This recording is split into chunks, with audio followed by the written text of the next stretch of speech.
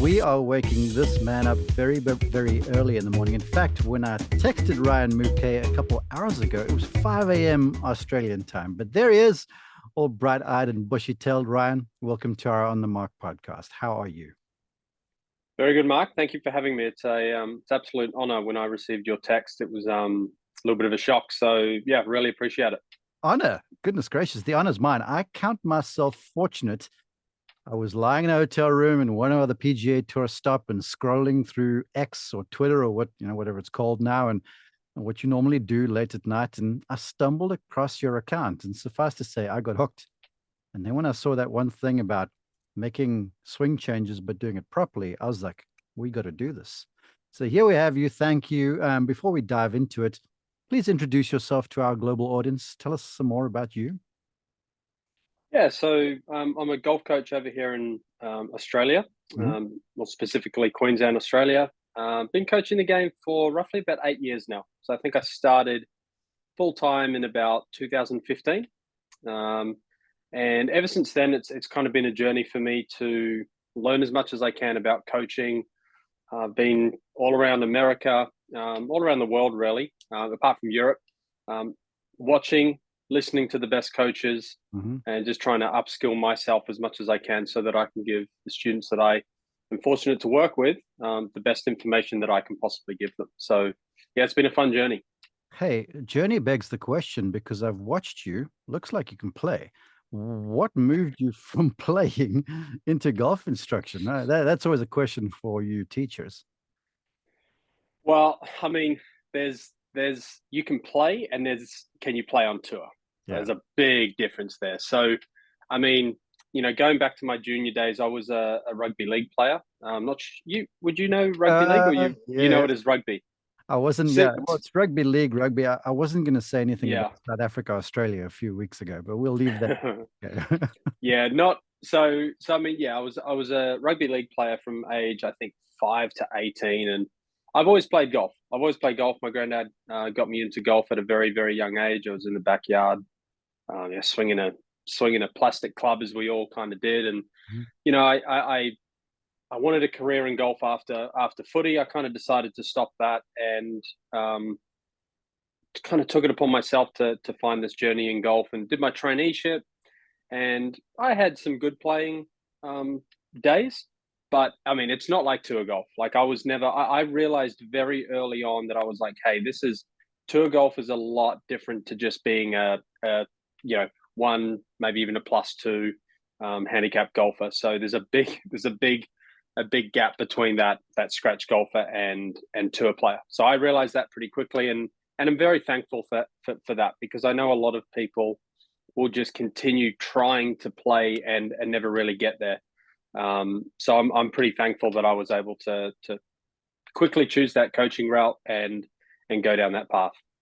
Well, from what I've seen, and we're going to get to know you more here on the show, and folks, you can watch this on YouTube as well, because I'm going to screen share some of the statements that Ryan made that caught my attention.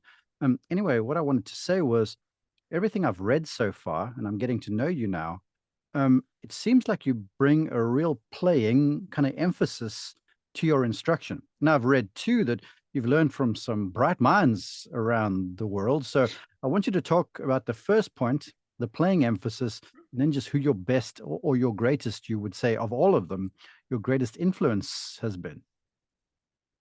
Yeah, so we'll start on the playing side. So I had a coaching role here in Australia at a local club, and the facilities weren't the greatest. We had a very small range. It was about 140 yards, and so you couldn't really do much there. So um, as a as yeah, as we we can only coach to what our facility is, right? So Mhm. I ended up going, well, I need a lot of my players on the golf course, because we can't hit driver on this range, we can't hit 4 iron on this range.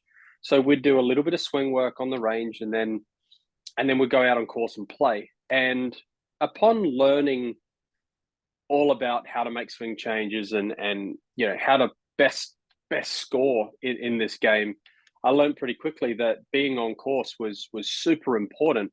Mhm. And if I backtrack just a little bit as to why I went down this road, was I played a tournament as a trainee, had the best week of practice I could ever have. I can remember it clear as day. And you asked what, you said I could play. Why didn't I go play? Well, I shot 88, 89 in this tournament, right? Well, that happens, isn't it? You're playing And great, I was, go in there and everything goes wrong. yeah, yeah. And I was just like, man, I pride myself. I've never come last. So there was someone worse than me, believe it or not. But um, I shot this score and I was driving home and I was just like, I don't understand what happened. I don't understand how I can have a week of practice. I was hitting it great on the range, playing great, at local clubs and all that kind of stuff. And I went into this tournament and couldn't play to save my life. And what I kind of from there onwards, I went into this journey of like, let's figure out why that happened. Yeah. I want to know why this happens, and that's what kind of led me um, to all the practice stuff that I put out, and in particular, play. Play is so important. I think so many golfers do get stuck on a driving range. We've got to understand that the driving range and playing the game are two totally different things. It's one of those unfortunate things in our game that we just don't practice on the field, we play. So getting out and playing, super important. And the other thing I find really important is if you want to take your range game, your golf swing that you're learning on the on the range to the golf course, you have to go to the golf course and you have to play. You have Yeah. to have it, seem a little bit messy out there, and that's the only way you're going to see it transfer from range to course. No doubt. Okay, quickly before we get to the material, best influence. I know you've had a bunch. Yeah, look, I've done a fair bit of mentoring with Grant Field. Yeah. Um, I went over to Singapore with Stephen Giuliano, All right. who's been a really good influence on me there, and you know just a heap of coaches. Really, I can't really single any out because they've all had an influence in some way or another. Well, we've had Grant on the show, and we've had a few of the guys you listed on your website. Folks can go and find you there. And everyone sort of spoke golf swing, and then you spoke about how to craft that golf swing properly. Because a lot of folks, and I contend this all the time, I'm that guy sort of yelling in the desert, and folks aren't listening. That they go for their lesson and they want to change something, then they're just hitting, and it's getting worse and worse and worse. And it turns out that they basically didn't invest money; they wasted money and time. So you put out this tweet, and I'm going to share the screen so the folks on social can see this. If you're listening on audio, we'll go through the tips so that you can see what we're talking about here. But go to YouTube, subscribe over there, and you can check out Ryan Mouque there on YouTube as well. Got some great stuff. Okay, here's the thread. I'm going to tee you up, and I'm going to hit you with each of the points, the elements you talk about, and just let you elaborate. But it starts like this: you tweet, and this is the one that caught my attention at like 11:45 in the evening. If you are serious about making changes to your swing, here are some absolute must-dos when working on doing so. The first thing we need to understand, and here's the kicker, this is what caught me. We are training the brain to move the body differently. Because of that, we need to do this. Now, before we get to this, I just love the way you've taken, and I'm very holistic, you've taken this like physical thing that is a golf swing, and you're like, man, you got to change the control center up here if you want to do that thing, not just properly, but consistently well. Yeah, so I mean, there's this thing called muscle memory, right? And Yeah. we might get a little bit of pushback there, and from what I've read and what I've studied and coaches I've spoken to, there is no such thing as muscle memory. Mm-hmm. So what I like to say to people is we need to train the brain. And a lot of the times, golfers head to a driving range with a big bucket of golf balls, and they just, man, it takes them half an hour to hit 100 balls. And, you know, not once are we really slowing things down and thinking, okay, what is the feeling I need to feel in Yeah. order to change this motion? We need to train the brain to move the body differently, Mm-hmm. not just go through the motions of hitting a golf ball and saying, hey, that's going to transfer. Okay, I'm going to build on that, and I want your comments, and then we'll get to point number one. I used to have a nickname for a lot of the elite juniors and amateurs and some even professionals when I used to teach golf full time. I'd call it autopilots. And you've seen them, I'm sure. Golf Yeah, is just hitting and it's like brainless. They might even be going through the routine and doing the drills and stuff, but there's no mind and body connection. And I feel like that's kind of where you were going with this whole thread of yours, right? 100%. Yep, absolutely. All right, tremendous. Let's go. Point number one. You say fully immerse yourself in the feels and understand what the old move feels versus the new feel. This will give you a good understanding of what you're trying to do and what you want to do. So, and I love that too, because, knowing what old felt like. So when you're going back there, you can kind of feel it. When you're in the new space, then you get the differential too. So please comment.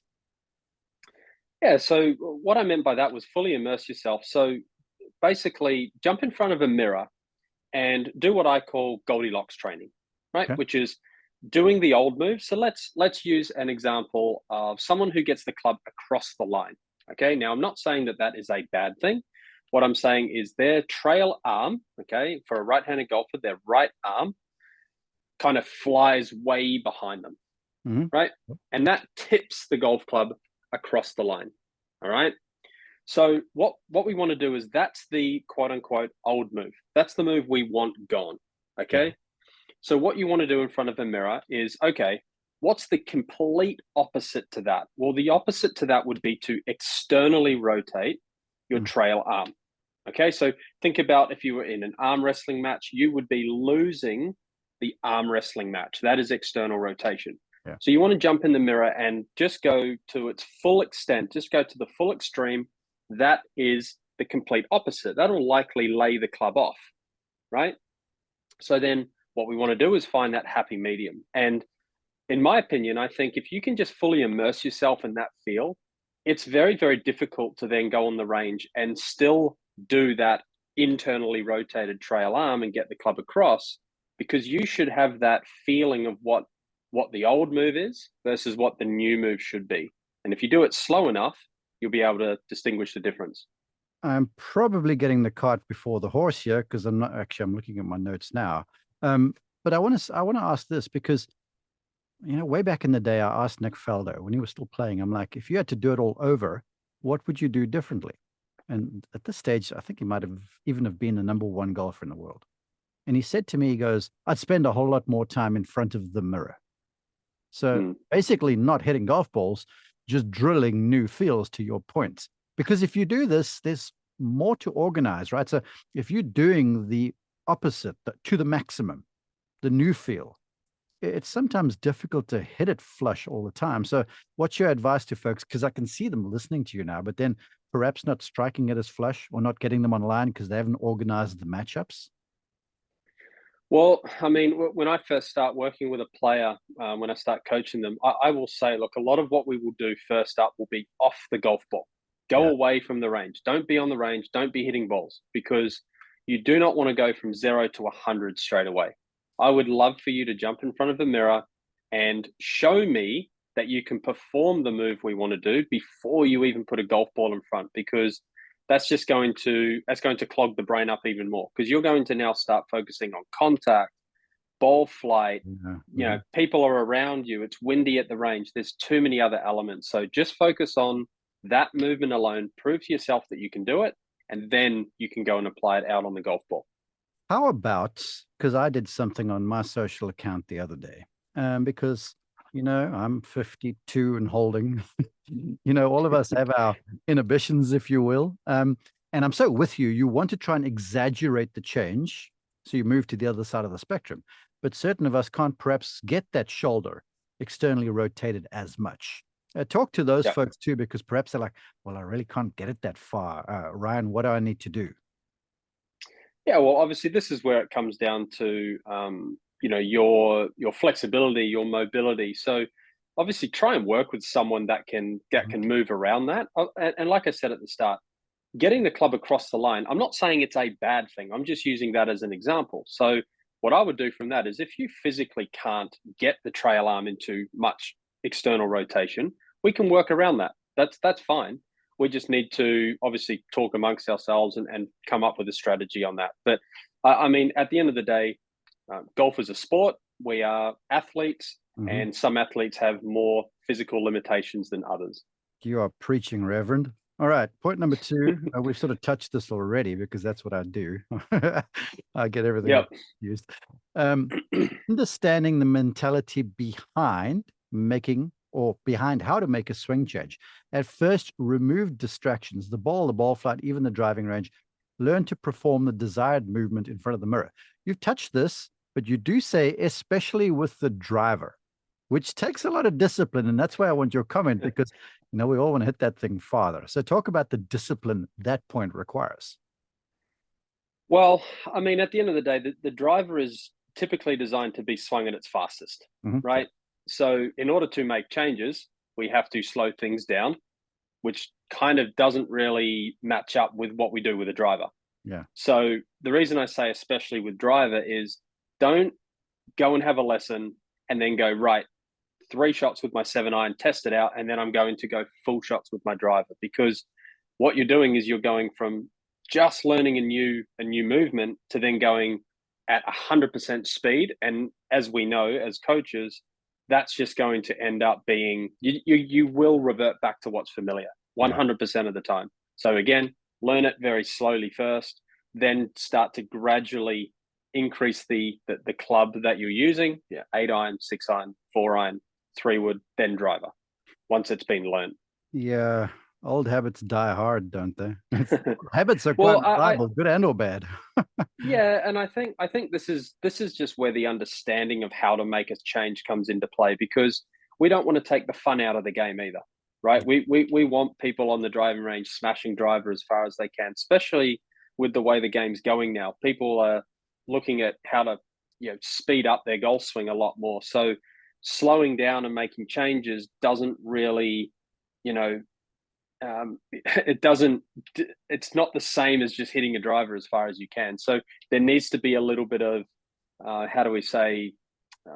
discipline involved in making these changes. Well, no doubt. And again, just a reminder to folks, what Ryan is talking about here is that if you're embarking on making a swing change, if this has become the goal, I guess, this is how you get that thing done. And I'll share a personal anecdote back to Nick Felder. When he was rebuilding his technique with David Ledbetter for about 3 months in the Orlando summer, which is like hell on earth. It cooks down there. He stood there all day long with a 7-iron doing what they called a thumbs up drill. It was basically halfway back, halfway through, no driver, just grooving this new motion, grooving this new feel. And that was the discipline you talk of. Yeah.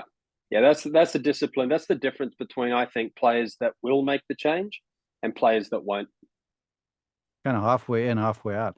Yeah, okay, let's move along. Point number 3. I love this. I really love this. Fellow Australian of yours, Jason Day, to this day, every time he practices off a tee. And you say, put the ball on a tee and start off by performing, and you put in inverted commas there, freezer pause swings. So I want you to say what freezer pause swings are. That's fascinating to me. And then talk about why the ball on the tee. Yeah, so freezer or pause swings, as we call it, is basically just like, let's use an example of if someone has an inside takeaway. Yeah. Right? The takeaway whips inside. Well, what I would ask the player to do is, from your setup position, stop when you get to shaft parallel to the ground in your takeaway. So P2, right? Mm-hmm. And that would be a freezer swing. So I would ask that player to stop, take a look at it, make sure it's in the spot that you want, go back to your setup position, do it again. So that would be a freezer swing. So you're, again, starting from the start, get to the takeaway, stop, and then what you can do from there, depending on the player and what they're working on, is you can get to the top and swing down as normal. But I want you to stop at that shaft parallel position in the takeaway, so that you can check where the club is and you can kind of, again, immerse yourself and think, okay, that's what it feels like to get the club there. And hey, it might feel like that swing is so far outside your hands, it's not funny, but the club might be in line with your hands. So the feel versus real isn't quite adding up. So that's why I say freezer and pause swings.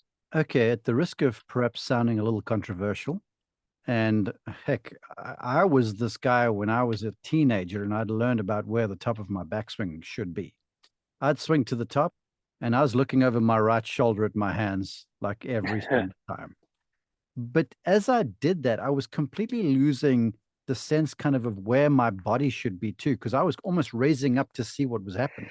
So I want you to talk about how to look, because I think too oftentimes people move their body instead of just shifting their eyes or just gradually, excuse me, kind of tilting their head.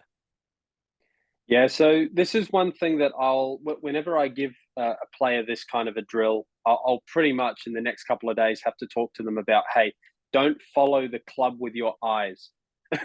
Exactly what you just said, because what ends up happening is that they're not really feeling what they're doing. They're more putting the golf club in position.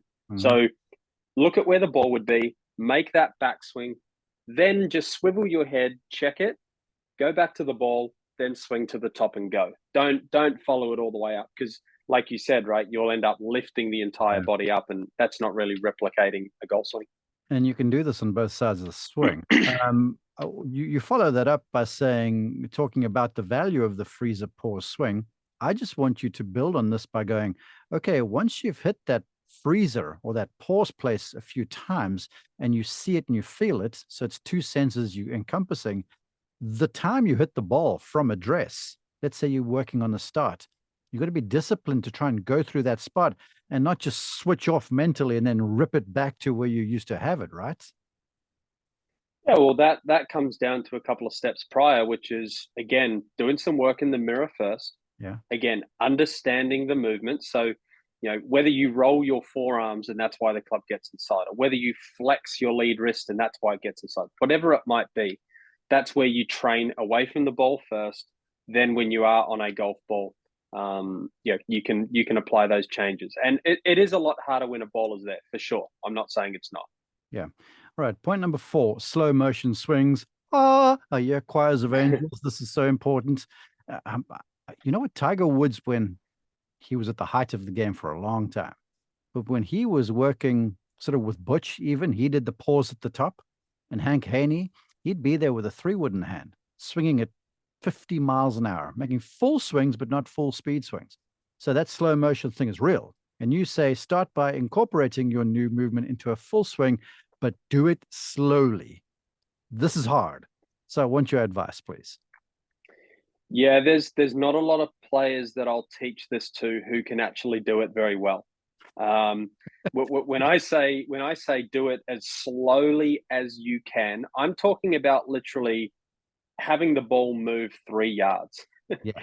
right? And I see a player hit it about 116 yards, right? Because they And said it's they just middle it like, up. Yeah, I know it. that's right. That's right. So the reason I asked for slow motion swings once the freezer slash pause swings is because now we need to move the golf swing into a movement where it's a little bit more like a normal golf swing. Because as we know, when we start to speed things up, takeaway starts to become inside again.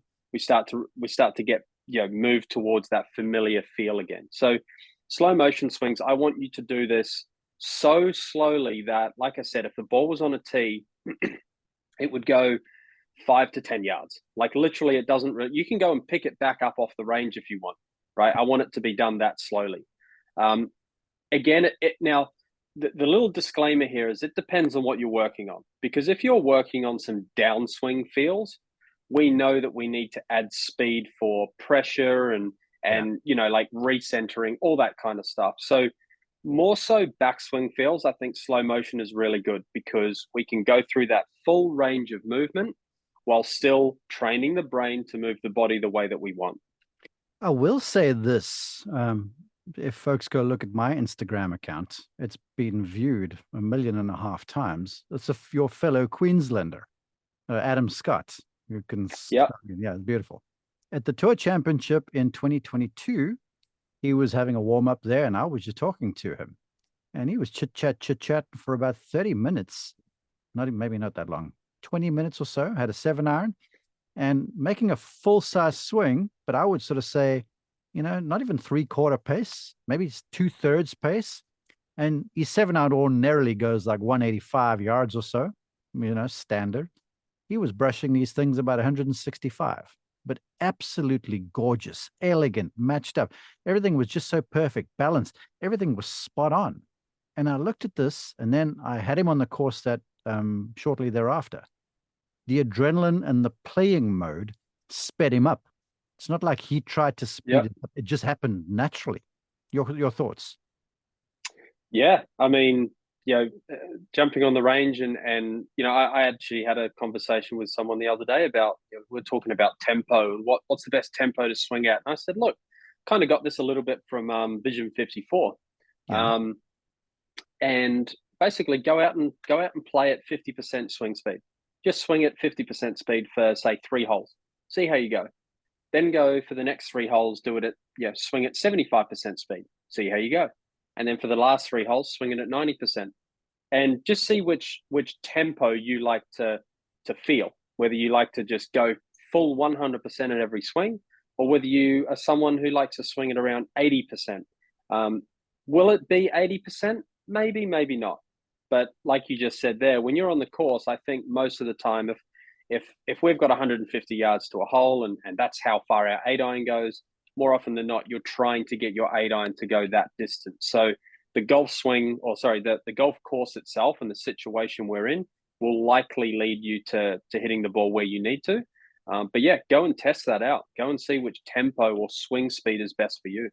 I would almost say, and that's what makes the slow motion swing hard, is I think it's easy for folks to slow down, but they lose the cadence and the timing of the swing.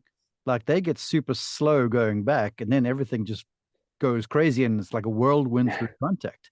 And so the Yeah. timing becomes hard. And that's where the challenge lies, because that's what the good golfers, the really good ones, can do. And that's why you make these smoother swings. And we live kind of in an era of power where tempo has sort of gone away. Folks are getting harder and Yep. faster. But if you really want to improve that timing, that's where the sweet spot is, right? Yeah, and I think just on that, like we're going through this thread here, and we're not quite yet up to where Yeah. I care about where the ball goes yet. So we've Yeah. gone through freezer swings where I don't care where the ball goes. I don't care if you top it. Slow motion swings, again, I only want the ball to go like 10 yards. So again, that doesn't really matter where the ball goes. It's more still about training the brain to move the body differently. So again, when we get to where the golf ball matters, that's when we can add speed and things like that. He caught me out, people. I listen like a fan. So these bright minds like Ryan make a statement, and my mind starts whirling. Okay, well, let's go on to point number 5. So you like once you've done a bunch of pause reps or slow motion swings, it's time to start ramping the speed up. You go start off by swinging 50 to 75, which we've been saying. Continue to immerse yourself in the movements you want to make. Go. Your thoughts? Yeah, well, once we've got another thread about to talk about this, but Uh-huh. basically, once we start to speed things up, the movement will start to look similar to what you normally do. So Yeah. take that across the line position. We can go and look very laid off in a pause swing. We can look somewhat maybe laid off or down the line in a slow motion swing. And then the moment we start to speed things up, that's when we start to revert back to what's familiar. And I think it's really important for golfers to understand that this is completely normal. So when you send your swing to your coach or whatever it might be, don't be too worried if you say, "Hey, my practice swings look way better than my normal swings." It's like, yeah, that's going to happen because the body needs to brace for impact. It needs to rearrange the body and the golf club in order to get that face on the ball in a relatively, you know, good manner. Mhm. Should we say? Yeah.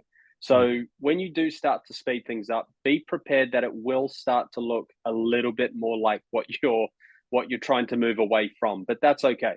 Yeah, well, shucks, if I had $1 for every client who we video and they're feeling different, then I show them the video and they're like, "That doesn't look different at all." And I'm like, "Yeah, Yeah. because the vectors in golf, they're so fine, and what feels big looks so small on a video camera." Well, I mean, if you look at Ricky Fowler at the moment, right? Like I know there's been a bunch of images of him, and if you look at him in completely fast motion at the US Open, yeah, there's been some changes, but I wouldn't say they're so dramatic to the point where he's gone from the Ricky Fowler of old to a Matthew Wolff, for example. Mm-hmm. Right? It's very subtle changes that can make the world of difference. Well said. All right, the final point, and then I want to talk about your ultimate guide to practice, although you're helping folks already. Point number 6, and this is for making changes, making inroads, making changes that last. You say, finally, start to incorporate swings at full speed, change golf clubs, change targets, go through the pre-shot routine, focus on movements you're looking to achieve. Then you say, might feel messy, results may not be ideal, but just keep at it. Yeah, so this is where I would say this, transferring or making a change to your golf swing, you can't just sit on the range and do drills. Yeah. You have to put that movement under some stress. So stress can be different for all types of golfers. I mean, I always say that a beginner golfer, stress is just hitting a golf ball, period. Right? Whereas for a tour player, they might find what we call block practice to be really easy, but then obviously tournament conditions can be stressful. Yeah. So we want to take these changes and we want to start to put them in a somewhat stressful environment. So just changing your the amount of time you have between golf balls, between hitting golf balls, can be stressful. Walking away from a golf ball, doing some practice swings, walking into it, picking a target, that's just breaking that kind of standing on the range, hitting the same shot over and over and getting into a rhythm. We've heard from golfers all the time, right? Like they get into this rhythm and just start flushing it. And then you think, well, okay, tell me how long it is between your tee shot, you walk to the golf ball on the course, and then you hit your second shot. How much time is there between that? Maybe 7-8 minutes. So on the range, I'm not saying do this, but maybe wait 30 seconds to a minute before you hit that next ball. That's something we call spacing, right? So the longer, the more amount of the amount of time between you hitting balls, the longer that is, kind of the harder it is to retain that information or to retain that feel that you had in order to hit the ball in the way that you want. Which is why it's always hard when you take a lesson, you hit it great in the lesson, and the moment you get in your car, you've kind of lost 75% of that. So basically, the next day you go to the range, you start hitting it terrible again, and you think my lesson didn't work. It's like, well, no, you had a ton of spacing. You had 24 hours between hitting one ball to the next. So now you've kind of got to go through these processes again, remind the brain what you were working on, and then, gradually build up to there again.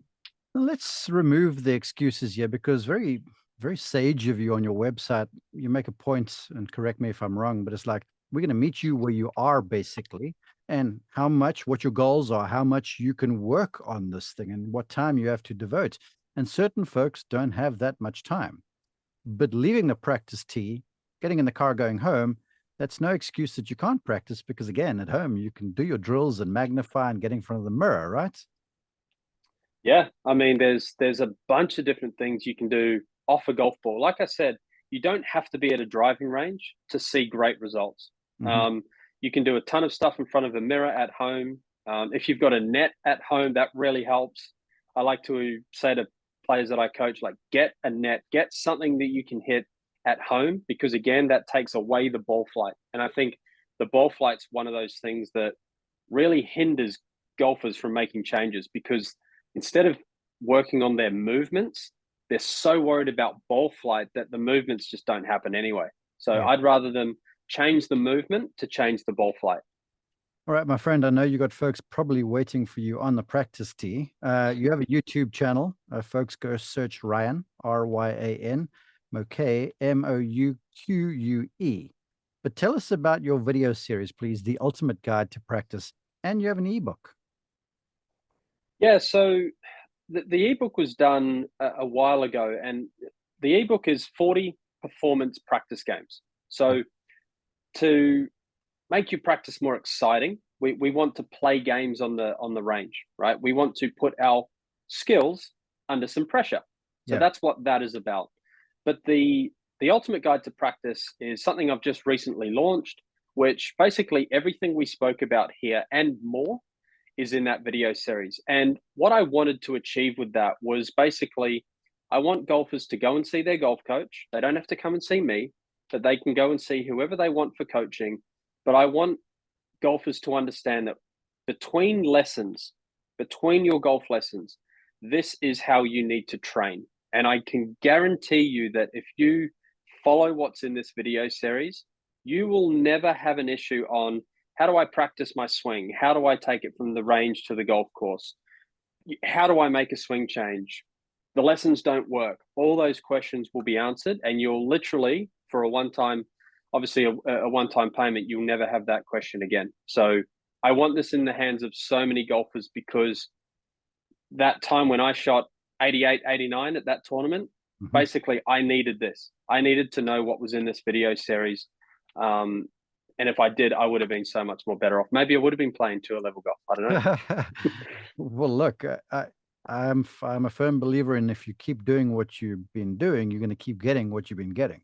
If you want to improve, you have to alter something for the better. And this is where I loved what you've done. I'm thankful that you would share it. Just a heads up for the folks watching or listening. Even though you're not in Australia, you can still get a lesson with this guy. He's available on Skillest. Tell the folks about that, please.